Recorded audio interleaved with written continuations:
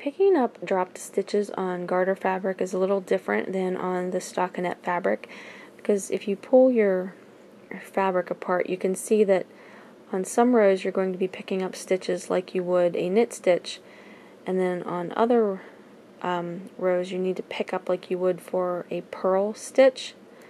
So once you determine whether or not the first stitch you're going to pick up is like a knit or a purl, you'll just alternate from there. So for instance, my first row or my first stitch here that I'm going to be picking up is in this row here. So I need to pick it up like a knit stitch so that the bump is on the other side of the fabric. The stitch that I pick up after that, I'm going to pick it up like I would a purl stitch, so the bump is on the side of the fabric that's facing me. So I have my crochet hook here. My first stitch I need to pick up is going to be like a knit stitch. So I'm going to take my undropped stitch here, and the crochet hook is going to go in from front to back. I'm just going to pick up stitch and pull it through.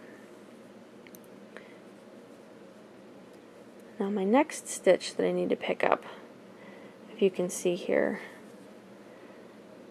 is on a row with the purl bumps, so I need to pick it up like I would a purl stitch. And to be honest, this is such a pain in the butt that I almost wonder if it's easier just to start over. I guess it depends on how far along you are in your fabric. So I'm going to take my crochet hook out, and I'm going to put my strand in front of my loop, and the crochet hook goes in from back to front. Pick up the strand, and I'm just going to pull it over here. Okay, then the next stitch that I will need to pick up, I will need to pick up like it is a knit stitch. So I'm going to just turn my crochet hook around here and go from front to back. Grab my next strand here and pull it through. And then the last stitch that I need to pick up, I need to pick up like a purl stitch. So I'm going to make sure my loop is in the front of my, or the strand is in front of my loop. Crochet hook goes in from back to front. Pick up the strand, lift it over. Now I'm ready to put my stitch back onto the needle. And then you would just continue knitting. So you can see that you can't tell that there was ever a stitch dropped, because I alternate like a purl bump with a flat row with a purl bump. It's kind of hard to explain. To do that without a crochet hook, I'm just going to do this really quickly here.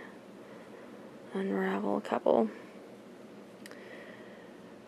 So I'm going to be starting with a stitch that looks like a knit stitch.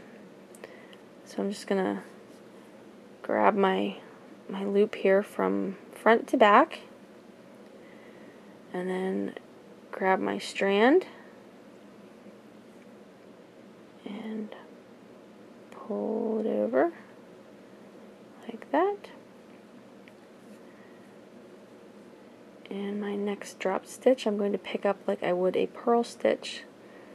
I'm going to move my strand in front of the loop,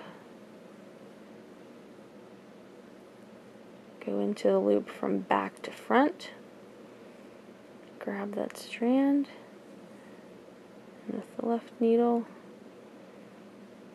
just pull it over.